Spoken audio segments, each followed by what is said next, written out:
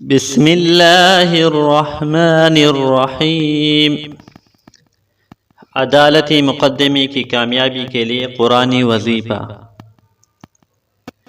وَقُلْ جَاءَ الْحَقُّ وَزَهَقَ الْبَاطِلُ إِنَّ الْبَاطِلَ كَانَ زَهُوقًا۔